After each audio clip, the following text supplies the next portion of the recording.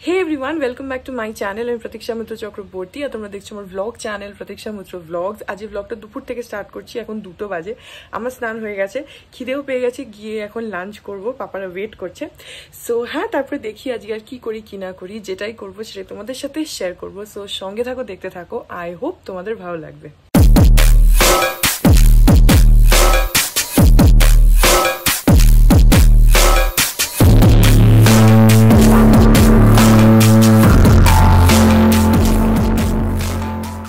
বাইরেটা আজকে একদম মেঘলা মেঘলা। আজকে সকাল থেকে সেরকম একটা রোদ খুব একটা ওঠেনি। এখন তো দেখছি একটু মেঘমেঘই হয়ে রয়েছে।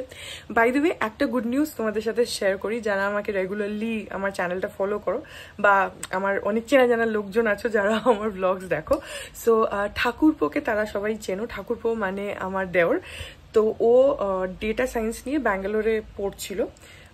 তো এখন ওর লাস্ট সেমটা চলছিল। ইন্টার্নশিপ করেও তো চাকরি পেয়েও গেছে। যেখানে ইন্টার্নশিপ করছিল সেখানেই চাকরি ওর অলরেডি হয়েও গেছে, বাট ফাইনাল রেজাল্ট আসাটা বাকি ছিল। তো সেটাতে ও খুব ভালোভাবে পারফর্ম করে পাস করেছে। ও তো ওভারঅলই ওর খুবই ভালো রেজাল্ট ছিল। তো একদম মানে ফার্স্ট ক্লাস নিয়ে থ্রু আউট ও মানে রেজাল্টসগুলো করছিল। তো এবারে ফাইনাল রেজাল্টটা বেরিয়েছে, যেটা খুবই ভালো হয়েছে। আরও ডিটেলটা মানিরা বেটার বলতে পারবে, আমি তখন তোমাদের বলে দেবো। বাট হ্যাঁ, ও খুব ভালো রেজাল্ট করে পাস আউট হয়ে গেছে অলরেডি। সো হ্যাঁ, ওকে এইখানে ব্লগের থ্রু দিয়ে আমিও কনগ্রাচুলেট করে দিচ্ছি। তো ওকে আমি ঠাকুরপো বলে ডাকি, যারা জানো না। সো এনিওয়েজ, এখন গিয়ে খাওয়া দাওয়াটা করে নিই। ও কি রেজাল্ট করেছে একটু বলে দাও। ও রিটের রেজাল্ট বেরিয়েছে। ও ডিস্টিংশন নিয়ে এমএসসি করলো ডেটা সায়েন্সে। এটা ফাইনাল রেজাল্ট। রেজাল্টও সুন্দর হয়েছে। এবার এটা হচ্ছে লাস্ট সেমিস্টার দিয়ে পুরোটা রেজাল্ট। ওদের একটা রিসার্চ পেপার ছিল এই 6th সেমিস্টারে, তো সেটাতে আউটস্ট্যান্ডিং পেয়েছে, সেটা পাবলিশও হয়ে গেছে। বাহ, খুবই ভালো রেজাল্ট করেছে। এ বাবা, আজকে চাটা এরকম হালকা হলো কেন? ও, এটা কি গ্রিন টি? ও, তুমি কি সকালেও গ্রিন টি দিয়েছিলে? হ্যাঁ, ওই জন্য টেস্টটা একটু অন্যরকম লাগছিল। তাহলে আমি এই ঘর থেকে চলে যাচ্ছি। আমি কি চলে যাবো? না না, বস। ইস, আমি আঁকতে বসেছিলাম, আমাকে ডেকে তুমি নিয়ে এসছো যখন, আমার সব কথা তোমাকে শুনতে হবে। একটা জলের বোতল নিয়ে আসো, যাও। আমি ওই ঘরে যে সেট আপ রেডি করে আঁকতে বসেছি। এখন 6:45 বাজে। পাপা আমাকে ডেকে নিয়ে আসলো যে মানি ডাকছে। আসলে তা না, এখন চা করছে যাতে আমি এ ঘরে বসে একসাথে খাই, সেজন্য ডেকে নিয়ে এসছে। এখন চা খাই। তুমি হেয়ার ব্যান্ড করেছো?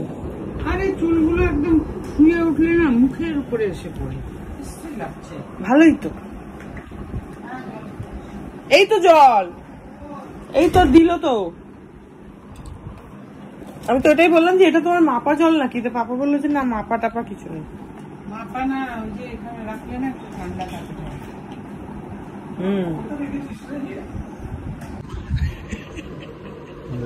তো তুমি আমার মুখের সামনে উল্টো হয়ে বসলে কেন? নয় ঢোকো, নয় কিছু একটা করো। সে স্কুলে বেঞ্চে বসার মতন এসে বসলে সামনে। চা তোমার জন্য চাটাও পড়ে যেতে পারে, তুমি নিজেও পড়ে যেতে পারো। হ্যাঁ, এবার একের নামটা বলো। এক এক এক, এক দুগুণে 3।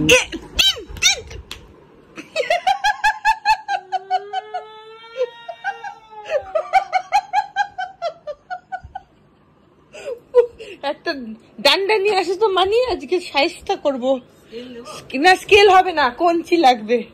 আজকে শায়েস্তা হবে।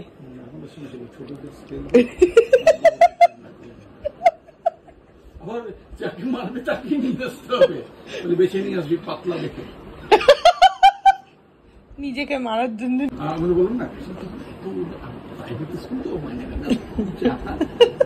মুখের দিকে তাকাতে দিনে আসতাম।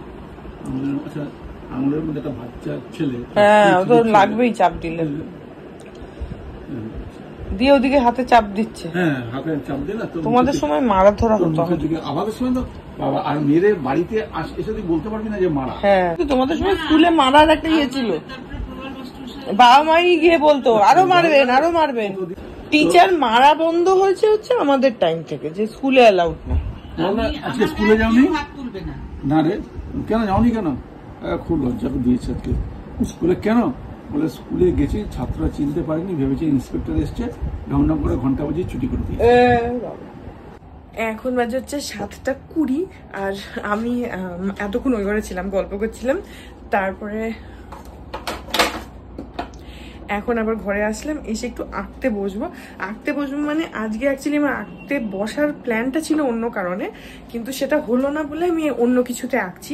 প্ল্যানটা হচ্ছে মানি আমাকে একটা ব্লাউজে আঁকতে দিয়েছে, মানিরই একটা ব্লাউজ, একটা নতুন মানির শাড়ি আছে, সেইটা দেখে আমি মানিকে বলেছিলাম মানি এটার সাথে আমাকে একটা ব্লাউজ দিও তোমার, আমি মানে ডিজাইনটা ম্যাচ করে এঁকে দেবো কিছু একটা। তো সেইটা মানে অনেকদিন দিয়ে রেখেছে, আমি আজ বসবো কাল বসবো করে আমার আর বসাই হচ্ছে না। তো আজকে আমি ভাবলাম বসবো, এবার বসে তো পড়লাম, কিন্তু যেটা হলো হচ্ছে যে কালারটা মানি চেয়েছে সেই কালারটা আমার কাছে নেই। কালারটা হচ্ছে সিলভার কালার। মানি আমাকে বললো যে বুলান তুই এটাকে সিলভার দিয়ে করে দিস, কারণ ইউজুয়ালি মানির সব আঁকাই আমি গোল্ডেন দিয়ে করি। তো সে এটাতে মানি বললো যে না গোল্ডেন করিস না, তুই সিলভার দিয়ে কর। এবার আমার অ্যাকচুয়ালি মাথায় ঘুরছিল যে সিলভার কালারটা বোধহয় আছে, কিন্তু সিলভার কালারটা আমার কাছে নেই। তো আমি আঁকতে বসে যেটা দেখলাম যে কালারটা নেই, তখন আবার আমি অ্যামাজন থেকে অর্ডার করলাম, কালকে চলে আসবে। তো কালকে তো সানডে, কালকে আর না পরশু দিনকে আঁকতে বসবো মানির ব্লাউজটা। তো এখন আমি যেহেতু সেট আপটা রেডি করে ফেলেছি, এখন আমার মনে হচ্ছে যে তাহলে কি করবো, তাহলে মানে আবার কি তুলবো, কারণ সব রং ফং বের করে নিচ্ছে, কিছু তো একটা আঁকি। তো সেই জন্য তোমরা যারা আমাকে রেগুলারলি দেখো ব্লগ, তারা জানবে যে বিধাননগর মেলা থেকে এরকম ছোট ছোট হাত পাখা আর এরকম ছোট্ট ছোট্ট কুলো কিনেছিলাম আমি কয়েকটা। প্লাস মামুনি, আমার যে মামুনিও আমাকে কয়েকটা দিয়েছিল, মানে মামুনি বোধহয় 6টা না এরকম কয়েকটা ওরকম কুলো আর এরকম হাত পাখাও কিনেছে, সেগুলো আমাকে দিয়েছিল যে রিয়া কিছু একটা এঁকে দিস। তো কোনোটাই আমি এখনো কিছুই করিনি, ধরিনি। তো আমি ভাবলাম যে ঠিক আছে অন্তত একটা হাত পাখায় কিছু একটা আঁকি, জানি না কি আঁকবো। খুব একটা যে ঠাকুর দেবতা আঁকবো সেরকম কোনো আমার ইচ্ছা নেই, মানে অন্য কিছু আঁকতে চাই, সামথিং একটু ডিফারেন্ট। তো দেখি একটা ভেবেছি কিছু, সেটা এখন আঁকতে বসবো, যদি ভালো হয় দেখা যায়। তো যেহেতু সেট আপটা রেডি আছে সেজন্য সেটা নিয়ে বসবো, জাস্ট আঁকতে বসেছি সানডে সাসপেন্সটা চালিয়ে। আর পাপা ডাকলো বলে ওই ঘরে গেলাম। এখন 7:30 বাজে, এখন বসি, যতটা যা হবে হবে। তো হ্যাঁ, এই হচ্ছে ব্যাপার, সেই জন্য আঁকতে বসা আজকে। না হলে রংটা নেই, এটা যদি আমি আগে খেয়াল করতাম তাহলে মেবি আজকে আঁকতে বসতামও না। তো যাই হোক, এখন আমি আঁকাটা স্টার্ট করি। আর সানডে সাসপেন্সে না শুনছি হচ্ছে অভিক সরকারের ভোগ। কেন শুনছি, কারণ হইচইতে ভোগ বলে একটা সিরিজ এসছে, জানো কিনা জানি না। সেটা হচ্ছে এই গল্পটাই, অনির্বাণ ভট্টাচার্য আছে, পরমব্রতর ডিরেকশন, আর পার্ণ মিত্র আছে। একদমই ভালো লাগেনি অনেস্টলি, মানে আমরা যারা সানডে সাসপেন্সটা শুনেছি গল্পটার, ওদের যে অডিও প্রেজেন্টেশনটা দ্যাট ওয়াজ সো ব্রিলিয়েন্ট, যে এই ওয়েব সিরিজটা না তার ধারে কাছ দিয়েও যায়নি, অনেস্টলি একদম যায়নি। তো যারা জানে না, যাদের কাছে একদম ফ্রেশ স্লেট ওটা, তাদের হয়তো ভালো লাগবে, বলতে পারবো না, কিন্তু আমার তো একদমই ভালো লাগেনি। তো যাই হোক, সেই জন্য আর কি এখন আবার সানডে সাসপেন্সে ওটা শুনছি, ওটাকে একটুখানি মানে অরিজিনাল ভাইবটা ফেরত পাওয়ার জন্য। এটা দেখে পুরো একদম ফিলটাই চলে গেছে।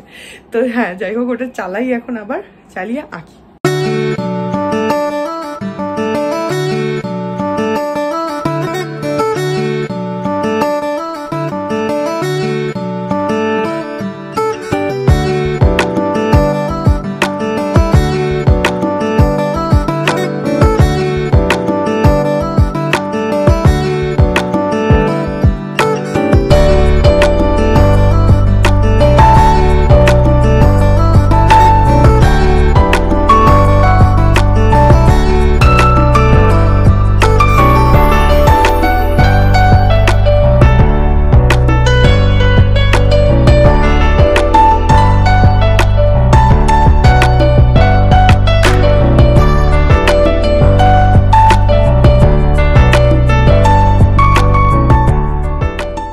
এখন 10:10 বাজে আর আঁকাটা কমপ্লিট হয়ে গেছে। জানি না কেমন হয়েছে, এই হচ্ছে জিনিসটা। আমি তোমাদের ব্যাক ক্যামেরা করে দেখাচ্ছি।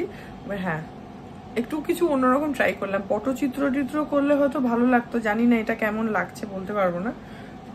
আমার তো ঠিকঠাকই লাগছে, হয়তো আর একটু বেটার হতে পারতো, বাট আই ডোন্ট নো মানে কিরম লাগছে আই ডোন্ট নো। বাট হ্যাঁ, এটাই হচ্ছে এন্ড রেজাল্ট। তো একটা ট্রাই করলাম, একটুখানি ভাবলাম যে একটু অন্য ধরনের কিছু আঁকি, তো সেটাই ট্রাই করলাম। এনিওয়েজ কেমন হয়েছে এটা একটুখানি জানিও কমেন্ট সেকশনে, যে আমি তোমাদের ব্যাক ক্যামেরা করে দেখাচ্ছি যাতে প্রপারলি বুঝতে পারো। সো কমেন্ট সেকশনে বলো যে কেমন হয়েছে। এই যে হাত পাকার ডান্ডাটা দুপিঠেই রেড করে দিয়েছি, কারণ এখানে রেড কালারের লেসটা হাত পাকায় লাগানোই ছিল, তো সেইটার সাথে ম্যাচ করার জন্য পেছনে আর কোনো কালার অ্যাপ্লাই করিনি, সামনেই জাস্ট যা পেন্টিং করেছি আর তারপরে লাস্টে একটা ভার্নিশ মেরে দিয়েছি, যে কারণে একটু চকচক করছে। তো এই হচ্ছে ফাইনাল রেজাল্ট, এরকম লাগছে দেখতে দূর থেকে। তো কেমন হয়েছে আমাকে ডেফিনেটলি জানিও। সো এই ব্লগটা এখানে এন্ড করে দিচ্ছি। আই হোপ ব্লগটা তোমাদের ভালো লাগলো। যদি লাগে then please do like and comment. আর আমার চ্যানেলটাকে যদি এখন অব্দি সাবস্ক্রাইব না করে থাকো তাহলে প্লিজ সাবস্ক্রাইব করো। পাশে একটা বেল আইকন আসবে, সেটাকে প্রেস করো আর অল অপশনটা ক্লিক করে দাও, যাতে আমি চ্যানেলে নতুন ব্লগ দিলেই সেটা নোটিফিকেশন সবার আগে তোমাদের কাছে পৌঁছে যায়। আর এই চ্যানেলে নতুন ব্লগ আসে এভরিডে। আর তোমরা আমাকে আমার সোশ্যাল হ্যান্ডেলসগুলো ফলো করতে পারো, সব লিঙ্কস দেওয়া রয়েছে ডেসক্রিপশন বক্সে। তো হ্যাঁ, চলো তোমাদের সাথে দেখা হবে কাল আবার আরেকটা নতুন ব্লগ নিয়ে। ততক্ষণ অব্দি ভালো থেকো, tata. Hearts beat to the city streets. We began to feel the fire. We rise like tall buildings as the chemicals they take us higher.